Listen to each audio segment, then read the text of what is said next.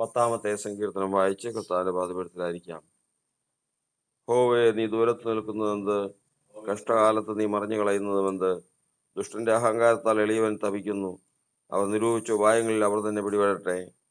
ദുഷ്ടൻ തന്നെ മനോരഥത്തിൽ പ്രശംസിക്കുന്നു. ദുരാഗ്രഹി യഹോവയെ ത്യജിച്ചു നിന്ദിക്കുന്നു. ദുഷ്ടൻ ഉന്നതഭാവത്തോട് ഞാൻ ചോദിക്കുകയില്ല എന്ന് പറയുന്നു. ദൈവമില്ല എന്നാവുന്നവനും നിരൂപണമൊക്കെയും. അവന്റെ വഴികൾ എല്ലായ്പ്പോഴും സഫലമാകുന്നു. നിന്റെ ന്യായവിധികൾ അവൻ കാണാതെ വണ്ണം ഉയരമുള്ളവ. തന്റെ സകല ശത്രുക്കളോടും അവൻ ചീറുന്നു. ഞാൻ കുലുങ്ങുകയില്ല, ഒരു നാളും അനർത്ഥത്തിൽ വീഴുകയുമില്ല എന്ന് അവൻ തന്റെ ഹൃദയത്തിൽ പറയുന്നു.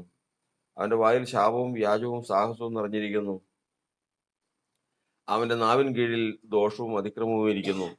അവൻ ഗ്രാമങ്ങളുടെ ഒളിവുകളിൽ പതിയിരിക്കുന്നു. മറവിടങ്ങളിൽ വെച്ച് അവൻ കുറ്റമില്ലാത്തവനെ കൊല്ലുന്നു. അവൻ രഹസ്യമായ അഗതിയുടെ മേൽ കണ്ണുവച്ചിരിക്കുന്നു.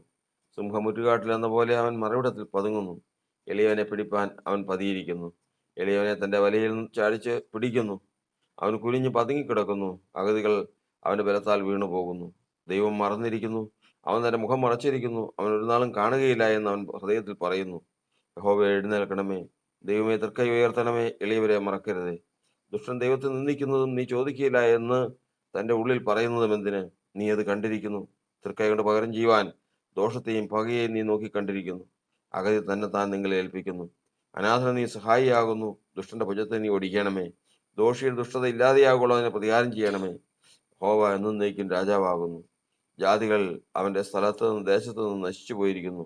ഭൂമിയിൽ നിന്നുള്ള മർത്യൻ ഇനി ഭയപ്പെടുത്താതിരിപ്പാൻ നീ അനാഥനും പീഡിതനും ന്യായപാലനം ചെയ്യേണ്ടതിന് യഹോവേ, നീ സാധുക്കളുടെ അപേക്ഷ കേട്ടിരിക്കുന്നു. അവർ ഹൃദയത്തെ നീ ഉറപ്പിക്കുകയും നിന്റെ ചെവി ചായ്ച്ച് കേൾക്കുകയും ചെയ്യുന്നു. ദൈവമേ, സ്തുതിക്കുന്ന കർത്താവെ, ഇന്ന് ഞങ്ങൾ വായിച്ച ഈ സങ്കീർത്തനത്തിനായി സ്തോത്രം.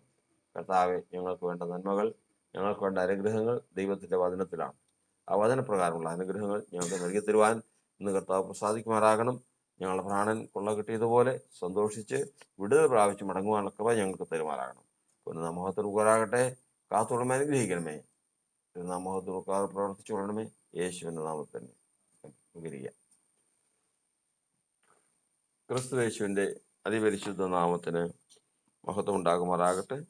ഇന്ന് ഈ പ്രാർത്ഥന ശ്രദ്ധിക്കുന്ന എല്ലാവർക്കും വേഗം വരുന്നവനായ ക്രിസ്തു യേശുവിന്റെ ധന്യമായ നാമത്തിൽ സ്നേഹവന്ദനത്തെ അറിയിക്കുകയാണ്. കഴിഞ്ഞ ഒരാഴ്ചവട്ടക്കാലം നമ്മെ വിട്ട് കടന്നുപോയി. പുതിയൊരു ആഴ്ചവട്ടത്തിലേക്ക് നാം പ്രവേശിച്ചിരിക്കുകയാണ്. ആഴ്ചവട്ടത്തിന്റെ 1-ാമത്തെ ദിവസമാണ് ഇന്നത്തെ ദിവസം. നമുക്ക് ആഴ്ചയിൽ 6 ദിവസം നമ്മുടേതായ കാര്യങ്ങളെല്ലാം ചെയ്തു വെച്ചതിന് ശേഷം 7-ാമത്തെ ദിവസം നമ്മെ വീണ്ടെടുത്ത നമ്മുടെ കർത്താവിനെ സ്തുതിക്കാനും ആരാധിപ്പാനും വിളിച്ചിരിക്കുകയാണ്. കർത്താവ് അതിനാണ് നമ്മെ വിളിച്ചത്. എന്നെ ആരാധിപ്പാൻ എൻ്റെ ജനത്തെ വിട്ടയക്കുക എന്നാണ് കർത്താവ് അരുളി ചെയ്തിരിക്കുന്നത്. അപ്പോൾ ഇന്ന് ആഴ്ചവട്ടത്തിൻ്റെ ഒരു ദിവസം ദൈവത്തെ ആരാധിപ്പാൻ നാം കടപ്പെട്ടവരാണ്.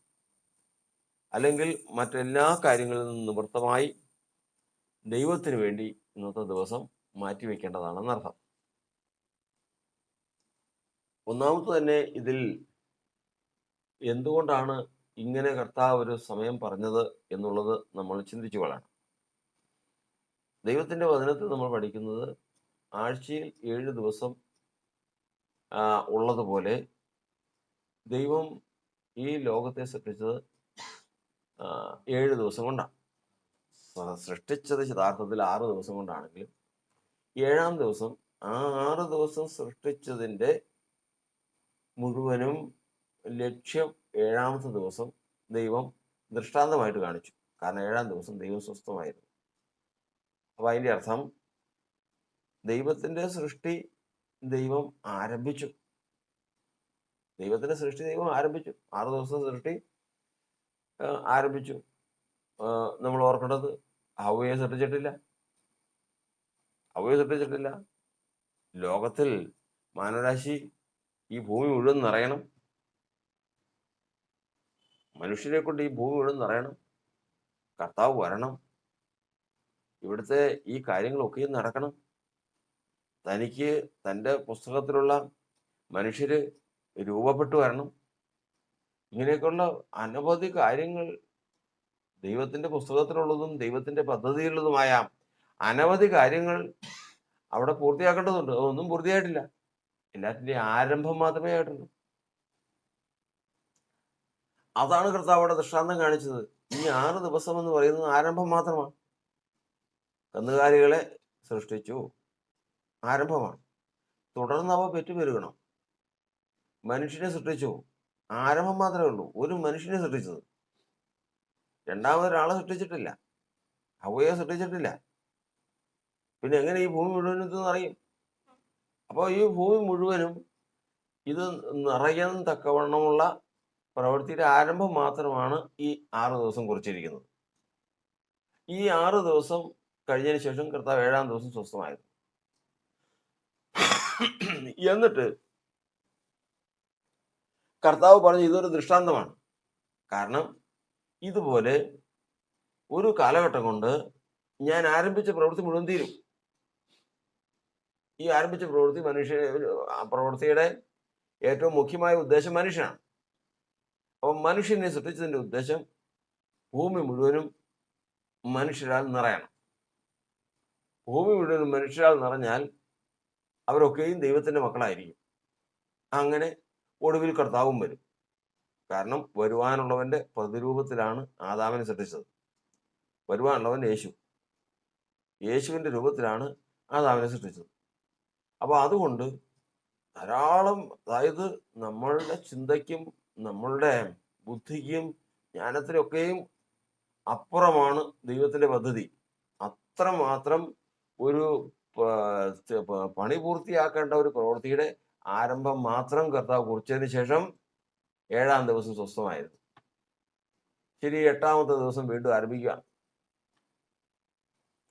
8-ാം ദിവസം മുതൽ ഇവിടെ മൃഗങ്ങളുടെ വർധനവ്, സസ്യങ്ങളുടെ വർധനവ്, പ്രവൃത്തിയുടെ പരിണത ഫലങ്ങൾ, തുടർന്നുള്ള അനവധി കാര്യങ്ങൾ തുടങ്ങുകയാണ്. അങ്ങനെ തുടർന്നുണ്ടായ സംഭവങ്ങൾ അതൊക്കെയും ഈ ഭൂമി മുഴുവനും കർത്താവ് ഒരു ദിവസം നിശ്ചയിച്ച് കണ്ടു. ഭൂമിയിലൊക്കെയും നിങ്ങൾ സന്താനപുഷ്ടിയുള്ളവരായി നിറയുവീൻ. അപ്പോൾ ഭൂമി മുഴുവനും സന്താനപുഷ്ടിയുള്ളവരായി, അതായത് കർത്താവ് ആരംഭിച്ചത് ഇത് പൂർത്തിയാക്കണം. ഈ പൂർത്തിയാക്കി കഴിയുമ്പോൾ 7-ാം ദിവസം കർത്താവ് സ്വസ്ഥമായിട്ടിരുന്നത് പോലെ തന്നെ ഈ ഭൂമി മുഴുവനും ദൈവമക്കളെ കൊണ്ട് നിറഞ്ഞു കഴിയുമ്പോൾ ഒരു സ്വസ്ഥത. ദൈവം എങ്ങനെ സ്വസ്ഥമായിട്ടിരുന്നുവോ അതുപോലെ തന്നെ സൃഷ്ടിക്കപ്പെട്ട സകല ജീവജാലങ്ങളും സകല ഭൂമിയും മനുഷ്യൻ പ്രധാനമാക്കി സ്വസ്ഥത അനുഭവിക്കണം. അത് ദൈവത്തിന്റെ ഉദ്ദേശമാണ്. അപ്പോൾ ഇവിടെ നിന്ന് നമ്മൾ ചിന്തിക്കുന്നത്, ദൈവം സൃഷ്ടി ആരംഭിച്ചു, 6 ദിവസം കൊണ്ട് ലോകത്തെ സൃഷ്ടിച്ചു, 7-ാം ദിവസം സ്വസ്ഥമായിരുന്നു. തുടർന്ന് 6 ദിവസം സൃഷ്ടി കൊണ്ട് ഭൂമി നിറയാനായിട്ട് ദൈവം ആഗ്രഹിച്ചു, കൽപ്പിച്ചു. അത് നടന്നുകൊണ്ടിരിക്കുകയാണ്. ഇത് നടന്നു കഴിയുമ്പോൾ, ഈ ഭൂമിയിൽ കർത്താവ് ഉദ്ദേശിച്ച പ്രവൃത്തികളെല്ലാം നിറഞ്ഞു കഴിയുമ്പോൾ, കർത്താവ് 7-ാം ദിവസം സ്വസ്ഥമായിരുന്നത് പോലെ ഒരു സ്വസ്ഥത ദൈവത്തിന്റെ ജനത്തിനും ഉണ്ട്, ദൈവത്തിന്റെ മനുഷ്യർക്കും ഉണ്ട്. അത് നടന്നിട്ടില്ല. 6 ദിവസം സൃഷ്ടി നടന്നു, 7-ാം ദിവസം സ്വസ്ഥമായിരുന്നു, അത് നടന്നു. മനുഷ്യരെ സൃഷ്ടിച്ചു, അത് നടന്നു. ഭൂമിയിലൊക്കെ നിറഞ്ഞു കഴിയാൻ പറഞ്ഞു, അത് നടന്നുകൊണ്ടിരിക്കുകയാണ്. അതിന് ക്രമീകരണങ്ങളെല്ലാം പൂർത്തിയായിക്കൊണ്ടിരിക്കുകയാണ്. ഇനി പൂർത്തിയാകാനുള്ളത് ദൈവജനത്തിന് ഒരു സ്വസ്ഥത, ഒരു ശബത്ത് അനുഭവം ശേഷിച്ചിരിക്കും. ഒരു സ്വസ്ഥതയുടെ ദിവസം അത് ശേഷിച്ചിരിക്കുക. ഈ പ്രത്യാശ ഉള്ളവനാണ് ആരാധനയ്ക്ക് വിട്ടുവീഴ്ചയില്ലാതെ ആഴ്ചവട്ടത്തിൽ ഒരു ദിവസം കർത്താവിന് വേണ്ടി അങ്ങ് മാറ്റിവെക്കും. അതിൽ അവൻ ഒരിക്കലും ഒരു കാര്യത്തിനും തൻ്റെതായ കാര്യങ്ങൾക്കോ ദൈവികമല്ലാത്ത കാര്യങ്ങൾക്കോ, കർത്താവ് പറഞ്ഞതുപോലെ ശബത്തിൽ നന്മ ചെയ്യുന്നത് ഉചിതമാണ്, ശരിയാണ് എന്ന് പറഞ്ഞതുപോലെ ശബത്തിൽ നന്മ ചെയ്യാനായിട്ട് മാറ്റിവെക്കും. അങ്ങനെ മാറ്റിവെച്ചിട്ടുള്ളവര്, ശബത്തിനെ മാനിച്ചിട്ടുള്ളവർ, അല്ലെങ്കിൽ ആഴ്ചവട്ടത്തിൽ ഒരു ദിവസം കർത്താവ് സ്വസ്ഥമായിരുന്നതുപോലെ തങ്ങളുടെ പ്രവൃത്തികളിൽ നിന്നെല്ലാം സ്വസ്ഥമായിരുന്നു ആ സ്വസ്ഥതയെ മാനിക്കുന്നവർ, തൻ്റെ വിശുദ്ധമായ ശബത്തിനെ മാനിച്ചിട്ടുള്ളവര് നാളെ കർത്താവിന്റെ രാജ്യത്തിൽ ഇതാ കർത്താവ് 7-ാം ദിവസം സ്വസ്ഥമായിരുന്ന കർത്താവ് സൃഷ്ടിയോടുകൂടി മനുഷ്യ വംശത്തോടുകൂടി ഒരു സ്വസ്ഥതയുടെ ദിവസത്തേക്ക് വരികയാണ്. അന്ന് അവൻ സൃഷ്ടികർത്താവായിട്ട് സ്വസ്ഥത 7-ാം ദിവസം അനുഭവിച്ചെങ്കിൽ ഇനി വരുന്ന അങ്ങനെയല്ല, രാജാവായിട്ട്, മനുഷ്യരുടെ രാജാവായിട്ട് മനുഷ്യരോടുകൂടി സ്വസ്ഥത അനുഭവിക്കാൻ പോവുക. ഇതാണ് കർത്താവിൻ്റെ വചനത്തിന് പ്രകാരം ഈ ഒരു ദിവസം നമ്മൾ മറ്റൊന്നിനെയും മാനിക്കാതെ, മറ്റൊരു കാര്യത്തിലെയും ഇതിനേക്കാൾ ഉപരി മറ്റൊന്നിനെയും ഗണ്യമാക്കാതെ ഇത് തന്നെ പ്രതീക്ഷിച്ച്, നമ്മുടെ പ്രതീക്ഷ ഒന്ന് മാത്രമാണ്. എന്താണ്?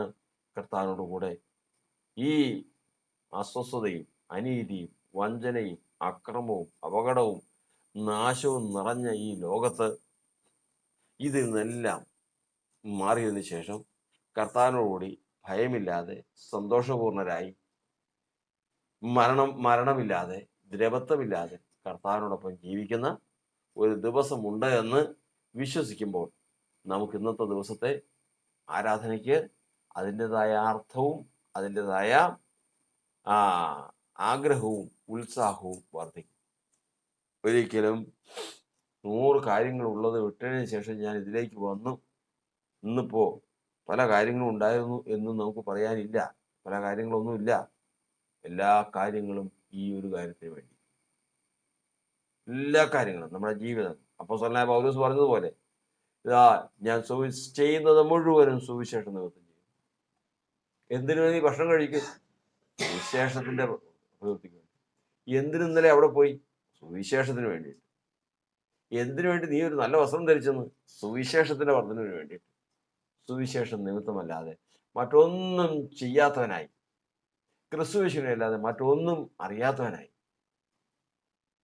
തിന്മയ്ക്ക് അജ്ഞാനികളായി, നന്മയ്ക്ക് വേണ്ടി ജീവിതം സമർപ്പിക്കപ്പെട്ടവരായി ജീവിക്കുന്ന ഒരു മനുഷ്യനെ സംബന്ധിച്ചിടത്തോളം ഈ ലോകത്തിൽ ക്രിസ്ത്യൻ ജീവിതം എന്ന് പറയുന്നത് അവനെ ഒരിക്കലും വൃഥാവല്ല, പാഴ് സമയങ്ങളല്ല. അതിനൊക്കെയും അവൻ്റെ ജീവിതത്തിലെ ഓരോ നിമിഷങ്ങളും അത് ഒരു ജീവി, ഒരു പുഴു, അത് അതിൻ്റെ സ്ഥലത്ത് നിലത്ത് വീണ് കിടന്നു കഴിഞ്ഞാൽ അത് ചലിച്ച് അതൊരു ദിശയിലേക്ക് പോയിക്കൊണ്ടിരിക്കുന്നത് പോലെ ദൈവത്തിൻ്റെ ജനം അനങ്ങുന്നതും ജീവിക്കുന്നതും മുഴുവനും വ്യക്തമായൊരു ദിശയിലേക്കാണ്. ആ ദിശ ഇതാ ഇപ്പോൾ വരും. ആ ദിശ വലിയ കോലാഹലത്തോടു കൂടി വരും. അന്ന് കർത്താവിനോടൊപ്പം കർത്താവിൻ്റെ പക്ഷക്കാരായി നിന്ന് ആ സ്വസ്ഥത അനുഭവിപ്പാൻ ദൈവത്തിൻ്റെ പരിശുദ്ധാത്മ നമ്മെ സഹായിക്കുമാറാകട്ടെ. ഇന്ന് കർത്താവിൻ്റെ സന്നിധിയിൽ നാം ആരാധിപ്പാനായിട്ട് കടന്നു വന്നിരിക്കുമ്പോൾ നമുക്കുള്ള ചോദ്യം, ആരാധന എന്ന് പഠിക്കുമ്പോൾ എന്തിനു വേണ്ടിയിട്ടുള്ള ആരാധന എന്ന് വചനത്തിൽ പറഞ്ഞിരിക്കുന്നത് പ്രകാരമാണ്. ഇസ്രായേൽ ഗോത്രം 12 രാപ്പകൽ ആരാധിച്ചുകൊണ്ട് എത്തിപ്പിടിപ്പാൻ ശ്രമിച്ച പ്രത്യാശ ഹേതുവായിട്ടാവുന്നു ഇന്ന് ഞാൻ ചങ്ങലയ്ക്ക് ആയിരിക്കുന്നത് എന്ന് അപ്പോസ്തലനായ പൗലോസ് പറയും. അപ്പോൾ പ്രത്യാശ ആർക്കുള്ളതെന്ന് ചോദിച്ചു കഴിഞ്ഞാൽ ആർക്കാണ്? ദൈവം ആർക്കുള്ളതാണ്? പ്രത്യാശ ആർക്കുള്ളതാണ്? ദൈവത്തെ സ്നേഹിക്കുന്നവർക്ക് ഒരുക്കിയിട്ടുള്ള പട്ടണം ആർക്കുള്ളതാണ്? ആരാധന ആർക്കുള്ളതാണ് എന്ന് ചോദിച്ചു കഴിഞ്ഞാൽ ഉടനെ തന്നെ റോമാലേഖനം 9-ാം അധ്യായം വായിച്ചാൽ മതി. കാരണം അവിടെ എഴുതിയിരിക്കുന്ന പ്രകാരം അവർ ഇസ്രായേലിയർ, ആരാധന അവർക്കുള്ളത്, തേജസ് അവർക്കുള്ളത്, പ്രത്യാശ അവർക്കുള്ളത്. അവരാണ് ഈ ലോകത്തിൽ ദൈവമുള്ളതും ദൈവത്തെ സ്നേഹിക്കുന്നവർക്ക് ഒരുക്കിയിട്ടുള്ളത് പ്രാപിപ്പാൻ യോഗ്യമായ ഏക കൂട്ടമെന്ന് പറഞ്ഞ ഇസ്രായേലിയരാണ്. ഇസ്രായേലിയരല്ലാതെ മറ്റാർക്കും യഥാർത്ഥത്തിൽ ദൈവമില്ല. ഉടനെ തന്നെ നമുക്ക് ചിന്ത വരുന്നത് ഈ ഇന്നത്തെ പാലസ്തീനിൽ കാണുന്ന ആ ഇസ്രായേലിന്റെ കാര്യമാണ്. അവർക്കേ ദൈവമുള്ളൂ, അവർക്കേ പ്രത്യാശയുള്ളൂ, അവർക്കേ ക്രിസ്തു ഉള്ളൂ എന്നൊക്കെ പറഞ്ഞു കഴിഞ്ഞാൽ പെട്ടെന്ന് നമുക്ക് മനസ്സിലാക്കാൻ ബുദ്ധിമുട്ടുണ്ട്. അതിനാണ് ദൈവം വചനത്തിൽ കൂടി വ്യക്തമാക്കിയിരിക്കുന്നത്. ദൈവത്തിന്റെ ഇസ്രായേൽ എന്ന് പറയുന്നത്, അല്ലെങ്കിൽ യഥാർത്ഥത്തിൽ ഇസ്രായേലിയർ എന്ന് പറയുന്നത്, അല്ലെങ്കിൽ ആത്മീക ഇസ്രായേലിയർ എന്ന് പറയുന്നത് അവരൊന്നും അല്ല. പിന്നെ ആരാണ് ആത്മീയ ഇസ്രായേലിയർ എന്ന് പറയുന്നതിന്? ഈ പറഞ്ഞ മാനദണ്ഡമൊന്നുമല്ല. അതിന് സകല മനുഷ്യവംശത്തിനും അടയാളങ്ങളുണ്ട്. ആ അടയാളങ്ങളാണ് നമ്മൾ ഫിലിപ്പിയ ലേഖനത്തിൽ നമ്മൾ വായിക്കുന്നുണ്ട്. ദൈവത്തിന്റെ ആത്മാവ് കൊണ്ട് ആരാധിക്കുകയും ക്രിസ്തുയേശുവിൽ പ്രശംസിക്കുകയും ജഡത്തിൽ ആശ്രയിക്കാതിരിക്കുകയും ചെയ്യുന്ന നാമാണ് പരിച്ഛേദനക്കാർ, നാമാണ് ഇസ്രായേലിയർ. ആത്മാവിലുള്ള ഹൃദയപരിച്ഛേദനയാണ് സാക്ഷാലുള്ള പരിച്ഛേദന. അവരാണ് സാക്ഷാൽ യഹൂദൻ. അല്ലാതെ നമ്മൾ നോക്കുമ്പോൾ കാണുന്ന ആ തലയിൽ തൊപ്പിയും വെച്ച് ഇന്ന് പാലസ്തീനിൽ കാണുന്ന ആ എന്നും യുദ്ധത്തിൽ ഏർപ്പെട്ടിരിക്കുന്ന ആ ജനമല്ല യഹൂദന്മാർ. ഇസ്രായേലിലും യഹൂദരെന്ന് പറഞ്ഞാൽ അതിൻ്റെതായ അർത്ഥങ്ങൾ ദൈവത്തിന്റെ കാര്യത്തിലുണ്ട്. ആ അർത്ഥങ്ങൾ നോക്കുമ്പോൾ, ആ അർത്ഥവുമായിട്ട് താരതമ്യം ചെയ്യുമ്പോൾ ഒറ്റ കാര്യം മാത്രമേ മനസ്സിലാവുന്നുള്ളൂ.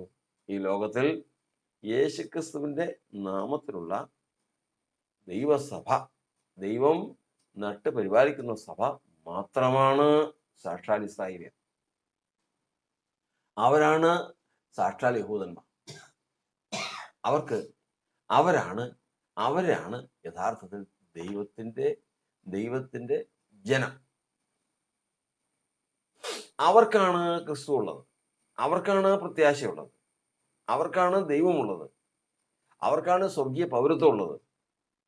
ഇങ്ങനെ ഇവരാണ് യഥാർത്ഥത്തിൽ ആരാധിക്കേണ്ടത്.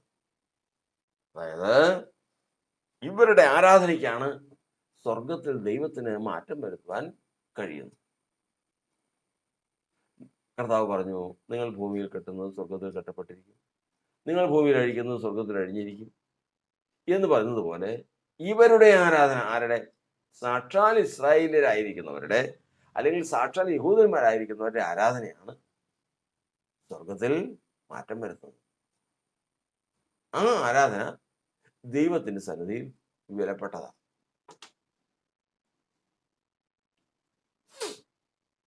ആ ആരാധനയെ സംബന്ധിച്ചാണ് കർത്താവിന്റെ വചനം പറയുന്നത്. ഈ ആരാധന കർത്താവ് വിളിച്ചു വരുത്തുമ്പോൾ അവരും ദൈവം അവർക്ക് വാഗ്ദത്തം ചെയ്തിട്ടുള്ള പ്രത്യാശയും ആണ് ആരാധനയുടെ വിഷയം. അതായത് സാക്ഷാൽ ഇസ്രായേലിയൻ ആരാണ്, സാക്ഷാൽ യഹൂദൻ ആരാണെന്നുള്ളത് നമ്മൾ പഠിച്ചു. ഇങ്ങനെയുള്ളവര് ആരാധനയ്ക്കായിട്ട് കടന്നു വരുമ്പോൾ അവർക്കുള്ള പ്രത്യാശ എന്ന് പറയുന്നത്, ദൈവം തന്നെ സ്നേഹിക്കുന്നവർക്ക് ഒരുക്കിയിട്ടുള്ള ഒരു പട്ടണമുണ്ട്. ദൈവം തന്നെ സ്നേഹിക്കുന്നവർക്ക് ഒരുക്കിയിട്ടുള്ളത് കണ്ണ് കണ്ടിട്ടില്ല, ചെവി കേട്ടിട്ടില്ല, ആരുടെയും ഹൃദയത്തിൽ തോന്നിയിട്ടുമില്ല എന്നാണ് വചനം. എന്നാൽ നമുക്കോ ദൈവം നിന്റെ ആത്മാവിനെ വെളിപ്പെടുത്തി തന്നിരിക്കുന്നു. നമുക്ക് ദൈവം നിന്റെ ആത്മാവിനെ വെളിപ്പെടുത്തിയിരിക്കുന്നു. എന്താണ് ആ വെളിപ്പെടുത്തിയത്? ദൈവത്തെ സ്നേഹിക്കുന്നവർക്ക് ദൈവം എന്താണ് ഒരുക്കിയിട്ടുള്ളത്? ദൈവം അവർക്കായി ഒരു നഗരം ഒരുക്കിയിരിക്കുന്നുവല്ലോ, ഒരു പട്ടണം ഒരുക്കിയിരിക്കുന്നു. അതേതാ പട്ടണം? അത് ഈ ഭൗമിക പട്ടണമൊന്നുമല്ല. ദൈവം ശില്പിയായി നിർമ്മിച്ചതും അടിസ്ഥാനമുള്ളതുമായ ഒരു പട്ടണം സ്വർഗത്തിൽ നമുക്ക് ദൈവം ഒരുക്കി വെച്ചിരിക്കുന്നു, അല്ലെങ്കിൽ ഇസ്രായേലിന് ദൈവം ഒരുക്കി വെച്ചിരിക്കുന്നു. അപ്പൊ സാക്ഷാൽ ഇസ്രായേലിനായാൽ പോരാ, സാക്ഷാൽ ഇസ്രായേലിനായിരിക്കണം. രണ്ടാമത്തത്, അവൻ പ്രത്യാശയുമായിട്ടുള്ള ബന്ധത്തിൽ ആരാധിച്ചിരിക്കണം. മൂന്നാമത്തത്, ആരാധനയിൽ കൂടി അവൻ സാക്ഷ്യം പ്രാപിച്ചിരിക്കണം. ആരാധനയിൽ കൂടി അവൻ സാക്ഷ്യം പ്രാപിച്ചു കഴിഞ്ഞാൽ കാര്യങ്ങൾക്ക് വ്യക്തതയായി. കാരണം അവന് ദൈവം ശില്പിയായി നിർമ്മിച്ചതും അടിസ്ഥാനമുള്ളതായ പട്ടണം പിന്നെ കാണാം. ഇതാണ് അബ്രഹാമിന് സാധിച്ചത്. അബ്രഹാമിനെ ദൈവം 75-ാമത്തെ വയസ്സിൽ വിളിച്ച് കൽദയ പട്ടണമായ ഊരിൽ നിന്ന് വിളിച്ചുകൊണ്ട് പോകുന്നു. ഇന്നത്തെ ബസ്ര എന്ന് പറയുന്ന ഇറാഖിലെ ആ സ്ഥലം, അതാണ് ഏകദേശം കൽദയ പട്ടണമായ ഊരെന്ന് നമ്മൾ പഠിക്കുന്നു. അവിടെ നിന്ന് പുറപ്പെട്ടു വന്ന് ഹാരാനിൽ വന്ന്, അതായത് ഇന്നത്തെ സിറിയയിൽ വന്ന്, അവിടുന്ന് കനാൻ ദേശത്ത് വന്ന്, അങ്ങനെ കർത്താവ് വിളിച്ചുകൊണ്ട് പോകുന്നതാണ് അബ്രഹാമിനെ. വിളിച്ചു കഴിപ്പോ എങ്ങോട്ടാ പോകുന്നതെന്ന് അബ്രഹാമിന് അറിയില്ലായിരുന്നു. എങ്ങനെ? ഭൗതികമായിട്ട്. ആത്മീയമായിട്ടോ? ആത്മീയമായിട്ട് ഒരു കാര്യം അറിയാം. ജീവനുള്ള ദൈവമുണ്ട്. ആ ദൈവം വസിക്കുന്നത് ഒരു പട്ടണത്തിലാണ്. ആ പട്ടണമാണ് സ്വർഗീയ യെരൂശലേം. അത് ദൈവം ശില്പിയായി നിർമ്മിച്ചതാണ്, അടിസ്ഥാനമുള്ളതാണ്.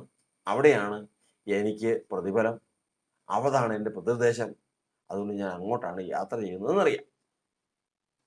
അല്ലാതെ ഭൗതികമായിട്ട് എങ്ങോട്ട് പോകുന്നു എന്നറിയില്ല.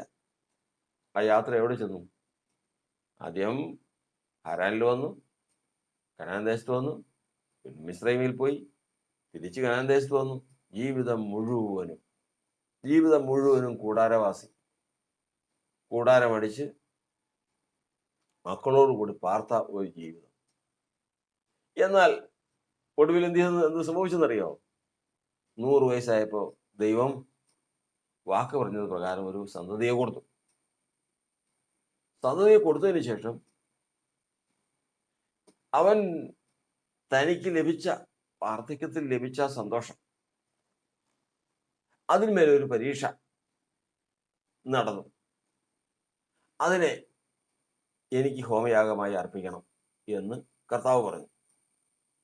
അബ്രഹാം മടിയൊന്നും കൂടാതെ, അപ്പോൾ ഓർത്തുകൊള്ളണം, ഭൗതികമായിട്ട് താൻ എവിടെ എത്തിച്ചേരും എന്നുള്ളതിന് യാതൊരു ലക്ഷ്യവുമില്ല. കർത്താവ് ഭൗതികമായിട്ട് ചില അനുഗ്രഹങ്ങളൊക്കെ പറഞ്ഞിട്ടുണ്ട്. അത് ഈ സന്തതി മുഖാന്തര. ഇന്ന് കർത്താവ് പറഞ്ഞിരിക്കുന്നത് ആ സന്തതിയാണ് യാഗം കഴിക്കാൻ പറഞ്ഞിരിക്കുന്നത്. എന്തൊക്കെയാണോ അറിയില്ല. ആ സന്തതിയുമായി യാഗത്തിന് പോയി. അപ്പോഴും അബ്രഹാമിന്റെ ലക്ഷ്യം ഇതൊന്നു മാത്രമാണ്. ദൈവം ശില്പിയായി നിർമ്മിച്ചത് അടിസ്ഥാനപരമായ ഒരു പട്ടണമുണ്ട്. ദൈവത്തെ സ്നേഹിക്കുന്നുവെങ്കിൽ ദൈവം തരും. അതിനു വേണ്ടിയിട്ടാണ് ഇത്രയും ഞാൻ ഇറങ്ങി തിരിച്ചത്. ഇന്ന് ഞാൻ ആരാധിക്കാൻ പോകുമ്പോൾ, ഇന്ന് ഞാൻ ദൈവസന്നിധിയിലേക്ക് കർത്താവിന്റെ വാക്ക് കേട്ടുകൊണ്ട് പോകുമ്പോൾ അവനെ ഹോമയാഗം കഴിക്കാൻ പോവാ. മടി തോന്നിയില്ല. യാഗത്തിൽ അവന്റെ മേൽ കത്തി വയ്ക്കുമെന്ന് കണ്ടപ്പോൾ ദൈവം പറഞ്ഞു, നീ ദൈവത്തെ ഭയപ്പെടുന്നു എന്ന് എനിക്ക് മനസ്സിലായി. ബാലിന്റെ മേൽ കൈവയ്ക്കണ്ട, അവനെ അതിൽ നിന്ന് തടുത്തു. വചനം പറയുന്നത്, അബ്രഹാം ആരാധനയിൽ ദൈവത്തെ പ്രസാദിപ്പിച്ചു. ഇസ്ഹാക്കും വേണ്ട, അബ്രഹാമിന്റെ ധനവും വേണ്ട, ഒന്നും വേണ്ട. പിന്നെയോ ഒരു ആട്ടിൻകുട്ടി പോലും അബ്രഹാമിന്റെ വേണ്ട ദൈവത്തിന്. അതുപോലും ദൈവത്തിൻ്റെതായി ദൈവം ഒരുക്കി നിർത്തിയിട്ടുണ്ട്. ഇത് നമ്മൾ ദൃഷ്ടാന്തമാണ്. മകന്റെ മേൽ കൈവയ്ക്കാനായിട്ട് കത്തിയെടുത്തതോടുകൂടി അബ്രഹാമെ എന്ന് വിളിച്ചു. അടിയൻ പാലിന്റെ മേൽ കൈവയ്ക്കരുത്, നീ ദൈവത്തെ ഭയപ്പെടുന്നത് എനിക്ക് മനസ്സിലായി. ഇത് കഴിഞ്ഞതിന് ശേഷം തിരിഞ്ഞു നോക്കിയപ്പോ ഒരു ആട്ടിൻകുട്ടി കൊമ്പ് മുൾപ്പടർപ്പിൽ പടർന്ന് കിടക്കുന്നു. ഇതിനെ പിടിച്ചുകൊണ്ടുവന്നു. യാഗം കഴിച്ചു. പ്രശ്നം തീർന്നു. അബ്രഹാമിന് എന്ത് നഷ്ടം? മകൻ നഷ്ടപ്പെട്ടു പോകുമെന്ന് പറഞ്ഞ സ്ഥാനത്ത് 10 പൈസ ചെലവില്ലാതെ, ഒരു കാര്യം ചെലവില്ലാതെ ഇതാ ആട്ടിൻകുട്ടിയെ ദൈവം തന്നെ ഒരുക്കി, അതിനെ ദൈവത്തിന് തന്നെ യാഗം കഴിച്ചു. ആരാധനയിൽ സാക്ഷ്യം പ്രാപിച്ചവനായിട്ട് അവിടെ നിന്ന് മടങ്ങി. ഇന്ന് കർത്താവിന്റെ വചനത്തിൽ നമ്മൾ ചോദിക്കും, പിന്നെ എന്തിനായിരുന്നു ഇതൊക്കെ? എന്തിനായിരുന്നു ഈ പറഞ്ഞ കോലാഹലമൊക്കെ? എന്തിനായിരുന്നു? അബ്രഹാമിനോട് പറഞ്ഞതും മകനും വിറകും തീയും ബാല്യക്കാരും വലിയൊരു സമൂഹമായിട്ട് യാഗം കഴിക്കാൻ പോയത്. മോറിയ മലയിൽ എത്തുന്നതിന് 3 ദിവസം മുമ്പേ ബാല്യക്കാരെ അവിടെ നിർത്തിയതിനു ശേഷം മകനും മാത്രമായിട്ട് അവിടെ പോയതും ഈ കാര്യങ്ങളൊക്കെയും ചെയ്ത് എന്തിനു വേണ്ടിയിട്ടായിരുന്നു? ഒറ്റ കാര്യം മാത്രം. അബ്രഹാം ദൈവത്തിൽ നിന്നൊരു സാക്ഷ്യം പ്രാപിക്കണം. എന്തിന്? ആരാധനയിൽ, അബ്രഹാമിന്റെ ആരാധനയിൽ ദൈവം പ്രസാദിച്ചു എന്നുള്ളൊരു സാക്ഷ്യം മാത്രം. അത് മാത്രമാണ് ദൈവം ഉദ്ദേശിക്കുന്നത്. വേറൊരു കാര്യവും ദൈവം ഉദ്ദേശിക്കുന്നില്ല. കാരണം അതോടൊരു കാഴ്ചപ്പാട് മാറുക. ആ യാഗം അവിടെ നടന്നു. മകനുമായി, ജീവനുള്ള മകനുമായി താൻ മലയിൽ നിന്ന് ഇറങ്ങി. വചനം പറയുന്നത് മരണസമയമായി. നാളുകൾക്ക് മുമ്പ് 75-ാമത്തെ വയസ്സിൽ ദൈവം ശില്പിയായി നിർമ്മിച്ച അടിസ്ഥാനങ്ങളുമായ പട്ടണം വിശ്വാസത്താൽ കണ്ടുപോകുന്ന അബ്രഹാം മരണസമയമായി. മരണസമയമായപ്പോഴേക്കും ദൂരത്ത് നിന്ന് അത് കണ്ടു. തൻ്റെ കണ്ണുകൊണ്ട് തന്നെ കണ്ടു. യോബ് പറഞ്ഞതുപോലെ, അന്യനല്ല, എൻ്റെ സ്വന്തം കണ്ണാൽ ഞാൻ കാണും. ഒരു കൂട്ടം ഇന്നും സാക്ഷാൽ ഇസ്രായേലിയരായി ആരാധനയിൽ സാക്ഷ്യം പ്രാപിച്ചു നിൽക്കുന്ന ഒരു കൂട്ടം ഈ ഭൂമിയിലേക്ക് നോക്കുമ്പോൾ ആകാശത്തിലെ നക്ഷത്രങ്ങൾക്ക് എന്ത് പ്രകാശമുണ്ട്! ഒരു ആകാശത്തിലെ നക്ഷത്രത്തിന് എന്ത് പ്രകാശം! രാവിലെ നമ്മൾ പെരുമേൽ ഉദിക്കുന്നു പറയും. ഒരു നക്ഷത്രം അത് ഉദിച്ചു കഴിഞ്ഞാൽ ഈ ഭൂമി മുഴുവൻ വെട്ട. സൂര്യൻ ഒരു നക്ഷത്ര. ആ നക്ഷത്രത്തിന്റെ പ്രകാശം എന്ന് പറഞ്ഞു കഴിഞ്ഞാൽ ഈ ഭൂമി മുഴുവനും വെളിച്ചം അതിൽ നിന്നാണ്. അതിന് ഉഷ്ണമേൽക്കാതെ മറിഞ്ഞിരിക്കുന്നത് ഒന്നുമില്ല. അത്രമാത്രം പ്രകാശമാണ് ഒരു നക്ഷത്രത്തിന്. ആകാശ നക്ഷത്രങ്ങളെ പോലെ പ്രകാശിക്കുന്ന ദൈവത്തിന്റെ ജനമായി ഇന്ന് ഈ ഭൂമി മുഴുവനും ദൈവം ആരാധനയ്ക്ക് സാക്ഷ്യം കൽപ്പിച്ച് പ്രകാശിക്കുന്ന ജീവിതങ്ങൾ ഉണ്ടെന്ന് പറയുമ്പോൾ ശരിക്കും അങ്ങനെ ഉണ്ടോ? ദൈവം കാണുന്നു, ദൈവം കാണുന്നു.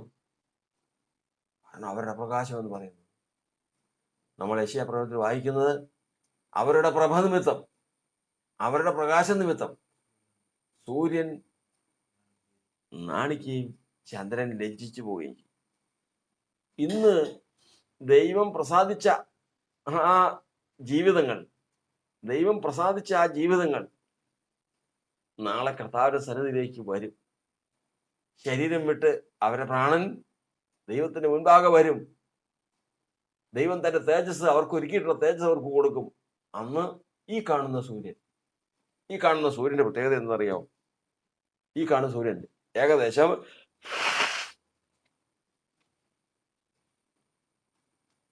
എത്രയോ ലക്ഷങ്ങൾ കിലോമീറ്റർ മുൻപേ തന്നെ ഇവിടെ നിന്നൊരു റോക്കറ്റോ ഒരു മനുഷ്യനിർമ്മിതമായ ഏതെങ്കിലും ഒരു കാര്യം കൊണ്ട്, ഇനി എത്ര വജ്രമോ എത്ര കട്ടിയുള്ള സാധനങ്ങൾ ഉണ്ടായിക്കോട്ടെ, ഇതുമായിട്ട് സൂര്യനിലേക്ക് പോയി കഴിഞ്ഞാൽ അവിടെ എത്തുന്നതിന് ലക്ഷക്കണക്കിന് കിലോമീറ്ററുകൾക്ക് മുമ്പേ തന്നെ അത് കത്തിച്ചാമ്പലായി പോകും. കാരണം അവിടെ നടക്കുന്ന അതുപോലുള്ള തീയാണ്. അതാണ് ഈ സൂര്യന്റെ പ്രത്യേകത.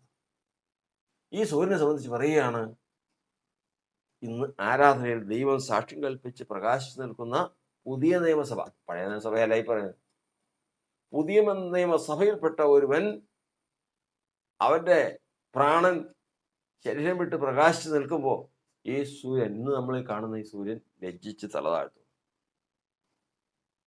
ചന്ദ്രൻ നാണിച്ചു പോകുന്നു. നാണിച്ച്. കാരണം ആ പ്രഭ അത്ര വലുതായി. അവിടെയാണ് കർത്താവിന്റെ വചനം പറയുന്നത്, വേറെ ഒരു കാര്യത്തിലും ഇല്ല, വേറെ ഒരു കാര്യത്തിലും അല്ല. ആരാധന ആരാധന ആരാധന ആരാധന എന്ന് പറയുമ്പോൾ സ്തോത്രം സ്തോത്രം സ്തോത്രം എന്ന് പറഞ്ഞ ആയുഷ്കാലം, അതല്ല ആരാധന. ഞാനും ബാലനും അവിടത്തോളം ചെന്ന് ആരാധന കഴിഞ്ഞിട്ട് പറ്റെന്ന് പറഞ്ഞാൽ അനുസരണമാണ് ആരാധന. അനുസരണമാണ് ആരാധന. ഞങ്ങൾ ഏതിനെ അർപ്പിച്ച് ആരാധിക്കണമെന്നുള്ളത് അറിവില്ല എന്ന് ഇസ്രായേൽ പറഞ്ഞതുപോലെ അർപ്പിക്കുന്നതാണ് ആരാധന. അർപ്പണം വേണം, അനുസരണം വേണം. മൂന്നാമത്തത് സ്തോത്രമെന്ന യാഗം. അവിടെ ചെല്ലുന്നു കഴിഞ്ഞാൽ ഈ കാര്യങ്ങളെല്ലാം കഴിഞ്ഞ് സ്തോത്രം കഴിക്കണം. സ്തോത്രം എന്ന് പറഞ്ഞാൽ സ്തോത്രം സ്തോത്രം എന്ന് പറഞ്ഞാൽ പോരാ, സ്തോത്ര സ്വരം കേൾപ്പിക്കേണ്ടതിനും നിന്റെ അത്ഭുതങ്ങളെയൊക്കെയും വർണ്ണിക്കേണ്ടതിനും ഞാൻ കുറ്റമില്ലായ്മയിൽ എൻ്റെ കൈകളെ കഴുകുന്നു. വെറും സ്തോത്രം പറഞ്ഞാൽ പോരാ, സ്തോത്രത്തിനൊരു സ്വരമുണ്ട്. സ്തോത്രത്തിനൊരു സ്വരം. ഉമ്മറപ്പടിയുടെ അടിസ്ഥാനങ്ങൾ ഇളകിയ സാറാഫുകളുടെ ആരാധന പോലെ ദൈവത്തിന്റെ ജനം, വിശേഷാൽ പുതിയ നിയമത്തിൽ ക്രിസ്തുയേശുവിന്റെ രക്തത്താൽ വീണ്ടെടുക്കപ്പെട്ടുള്ള ദൈവത്തിന്റെ ജനം ദൈവത്തെ സ്തുതിച്ചു കഴിയുമ്പോൾ, ദൈവത്തെ സ്തോത്രം പറഞ്ഞു കഴിയുമ്പോൾ അടിസ്ഥാനങ്ങൾ ഇളകും. ഇളകണം. കാരണം അവർക്ക് മാത്രമാണ് സ്തോത്ര സ്വരമുള്ളത്. അപ്പോൾ ആരാധന എന്ന് പറയുന്നത് എന്തൊക്കെയുണ്ട്? അർപ്പണമുണ്ട്, ആരാധനയുണ്ട്, ഉണ്ട്, ഉണ്ട്, യാഗമുണ്ട്, അനുസരണമുണ്ട്, സ്തോത്രസ്വരമുണ്ട്. സ്തോത്രസ്വരമുണ്ട്. മാത്രമല്ല വേർപാടുണ്ട്. ഇവിടെ നിന്ന് ബാലനും ഞാനും പോയി ആരാധന കഴിഞ്ഞിട്ട് വരട്ടെ, നിങ്ങളിവിടെ നിൽപ്പീൻ. ആരാധിക്കാൻ, ദൈവത്തെ ആരാധിക്കാൻ വിളിക്കപ്പെട്ടവൻ പോകുമ്പോൾ അതിന് ആ ആരാധനയിൽ, വ്യക്തിപരമായ ആരാധനയിൽ മറ്റാർക്കും പങ്കില്ല.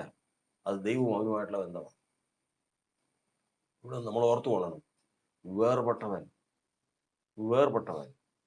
അർപ്പിക്കുന്നവൻ, അനുസരിക്കുന്നവൻ, സ്തോത്ര സ്വരം കേൾപ്പിക്കുന്നവൻ, ദൈവത്തെ ആരാധിക്കുന്നവനാണ്.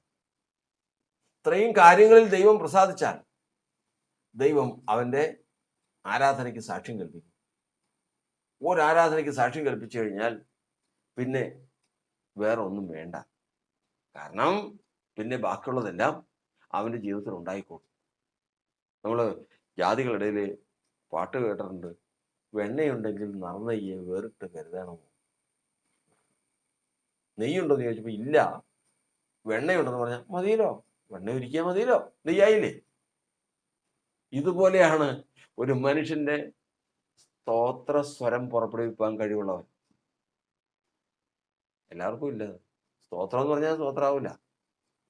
സ്തോത്രസ്വരം, അതിനായി ഇത്രയും കാര്യങ്ങൾ വേണ്ടത്. ഇത്രയും കാര്യങ്ങൾ ഏതൊക്കെ? വേർപെട്ടവനായിരിക്കണം, വീണ്ടെടുക്കപ്പെട്ടവനായിരിക്കണം. വീണ്ടെടുക്കപ്പെട്ട് വേർപാട് ആചരിച്ച് അർപ്പിച്ച് അനുസരിച്ച് സ്തോത്രം പറയുന്നവൻ സ്തോത്ര സ്വരം പുറപ്പെടും. അവന് പ്രത്യേകിച്ച് സമ്പത്തൊന്നും വേണ്ട. അവന് ബാങ്ക് അക്കൗണ്ട് ഒന്നും വേണ്ട. കാരണം എന്തിനാ ബാങ്ക് അക്കൗണ്ട്? നീ ദൈവപുത്രനെങ്കിൽ ഈ കല്ലിനോടൊപ്പമായി തീരാൻ കൽപ്പിക്കുക. വെറുതെ പറഞ്ഞതല്ല, ദൈവപുത്രനാണെങ്കിൽ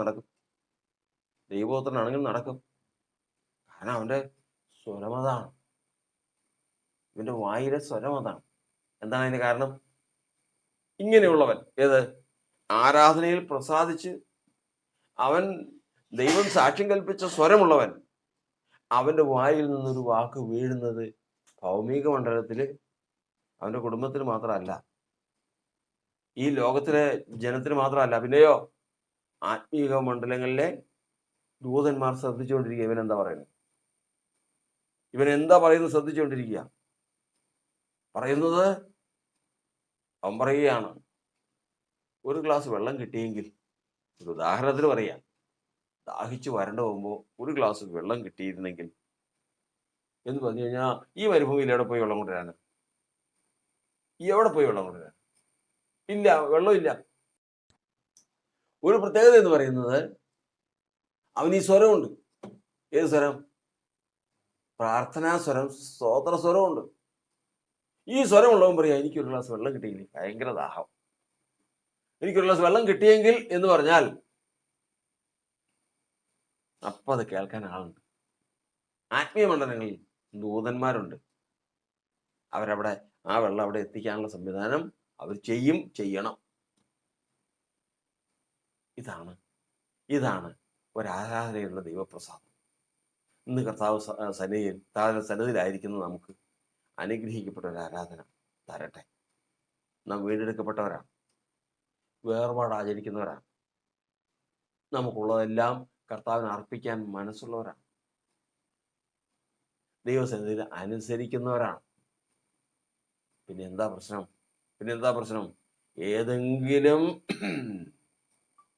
അബ്രഹാമിന് പറഞ്ഞതുപോലെ ഏതെങ്കിലും കാര്യം ദൈവത്തെക്കാൾ ഉപരി ഹൃദയത്തിലുണ്ടെങ്കിൽ അതെല്ലാം വിട്ടുകളഞ്ഞതിന്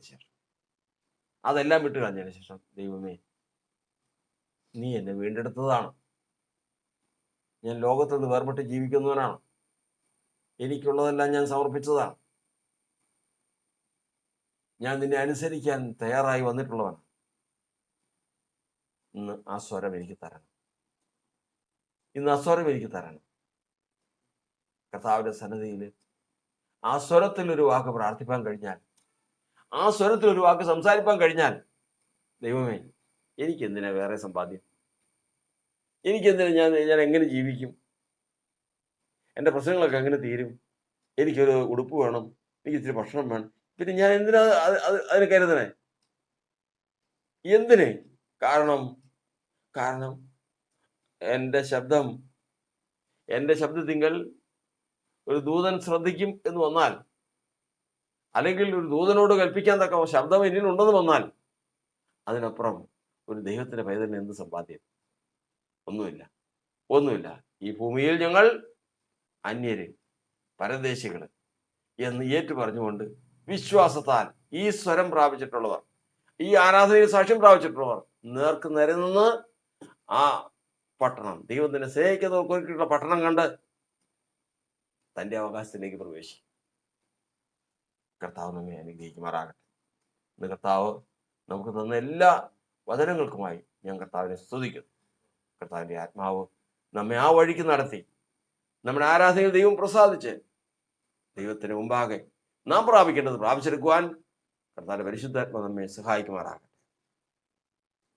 എല്ലാം അങ്ങേ മഹത്വത്തിനായി, എല്ലാം അങ്ങേ പുകഴ്ചയ്ക്കുമാ ഇടേണമേ പ്രിയനേ, തിരുനാമമുയർന്നിടട്ടെ. തീർന്നിടേണമേ പ്രിയനേ,